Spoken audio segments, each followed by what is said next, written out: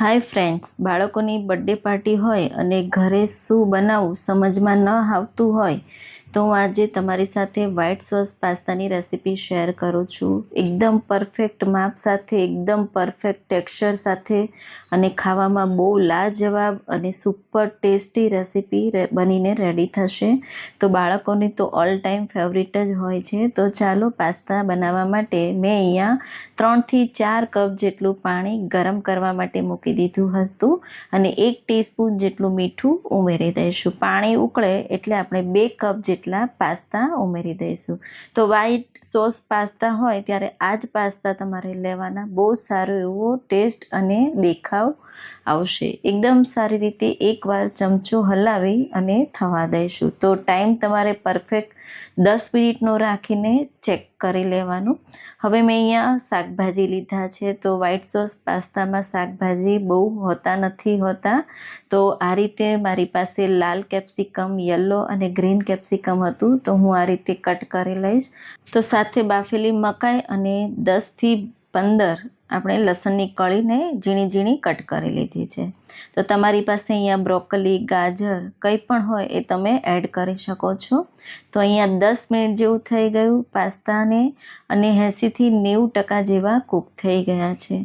તો તમે જોઈ શકો છો આ રીતે એકદમ સારી રીતે કૂક થઈ જાય એટલે આ રીતે કટ કરીને તમારે ચેક કરી લેવાનું. જો વધારે કૂક થઈ જશે તો પાસ્તા એકદમ સ્ટીકી બની જશે. હવે આપણે પાસ્તામાંથી પાણી નિતારી લઈશું અને જો તમારે ઉપરથી ઠંડુ પાણી ઉમેરવું હોય તો તમે ઉમેરી શકો છો. હવે કઢાઈ લઈશું. કઢાઈમાં 1 ટીસ્પૂનથી થોડું ઓછું તેલ અને 1 ક્યુબ બટર ઉમેરી દઈશું.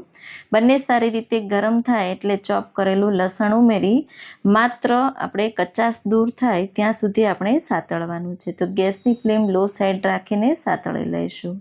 હવે એમાં આપણે વેજીસ ઉમેરી દઈશું જે કટ કર્યા છે એ અને સાથે બાફેલી મકાઈ ઉમેરી દઈશું અને એકદમ સારી રીતે આપણે હાઈ ગેસની ફ્લેમ પર સાતળવાના છે. તો વેજીસ બધા ક્રન્ચી રાખવાના. હવે એમાં સ્વાદ પ્રમાણે મીઠું ઉમેરી દઈશું. સાથે 1 ટીસ્પૂન જેટલો મરીનો પાવડર, 1 ટીસ્પૂન ચીલી ફ્લેક્સ અને 1 ટીસ્પૂન આપણે પીઝા સિઝનિંગ ઉમેરી દઈશું. એકદમ સારી રીતે મિક્સ કરી દઈશું અને એકાદ મિનિટ માટે આ રીતે હાઈ ગેસની ફ્લેમ પર સાતળી લઈશું. તો વેજીસ એકદમ સારા એવા કૂક થઈ ગયા છે. તો સાઈડમાં આપણે મૂકી દઈશું ઠંડા કરવા માટે અને હવે આપણે બીજી પ્રોસેસ કરી લઈએ.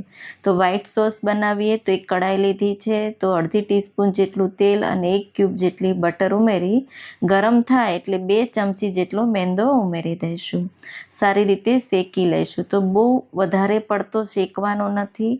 મેંદામાંથી બબલ્સ આવે ત્યાં સુધી આપણે શેકવાનું છે. જો વધારે શેકાઈ જશે તો સોસ તમારો બરાબર બનશે નહીં. તો ગેસની ફ્લેમ લો સાઈડ રાખીને સતત ચલાવતા રહી આ રીતે આપણે શેકી લઈશું.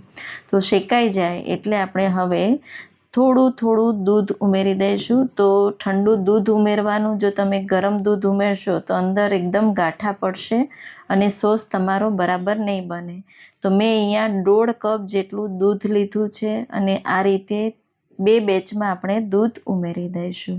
તો પહેલાં આપણે થોડું મિક્સ કરી દેવાનું. ફરી પાછું 1/2 કપ જેટલું દૂધ ઉમેરી દઈશું અને એકદમ સારી રીતે આ રીતે ચલાવતા રહીશું. તો સતત ચલાવવાનું છે. તો હજુ થોડું પાતળું છે, થોડી વાર થવા દઈશું. તો થોડી જ વારમાં વ્હાઈટ સોસ એકદમ સારો એવો ઘટ થઈ જશે. હવે આપણે એમાં ચીઝ ક્યુબ ઉમેરી દઈશું. તો મેં અહીંયા 2 ચીઝ ક્યુબ લીધા છે. તો વ્હાઈટ સોસ પાસ્તા બનાવો ત્યારે તમારે પ્રોસેસ ચીઝનો જ ઉપયોગ કરવાનો. તો હવે એમાં આપણે 1 ટીસ્પૂન જેટલું પીઝા સિઝનિંગ, 1 ટીસ્પૂન જેટલું ચીલી ફ્લેક્સ અને આપણે સાતળેલા વેજીસ ઉમેરી દઈશું અને એકદમ સારી રીતે મિક્સ કરી દઈશું. તો તમે જોઈ શકો છો એકદમ કલરફુલ અને એકદમ ટેસ્ટી એવો સોસ બનીને રેડી છે. હવે આપણે પાસ્તા ઉમેરી દઈશું અને એકદમ સારી રીતે મિક્સ કરી દઈશું. જો સોસ વધારે ઘટ હોય તો દૂધ ઉમેરી દેવાનું અને એકદમ સારી રીતે મેં પાસ્તાને મિક્સ કરી લીધા. તો આ પાસ્તા ગરમા ગરમ જ સારા લાગશે. તમે બાળકોના લંચ બોક્સમાં આપશો તો ઠંડા થશે તો પાસ્તા બિલકુલ સારા નહીં લાગે. તો જોતાં જ ખાવાનું મન થઈ જાય એવા પાસ્તા બનીને રેડી છે. તો ગરમા ગરમ પાસ્તા સર્વ કરો. અને આ પાસ્તા તમે બાળકોની ફેવરિટ પણ છે, સાથે લંચ બોક્સમાં પણ આપી શકો છો અને ક્વિક રેસીપી છે, જરૂરથી ટ્રાય કરજો. જો મારી આ વ્હાઈટ સોસ પાસ્તાની રેસીપી તમને કેવી લાગી જરૂરથી કહેજો. આવજો.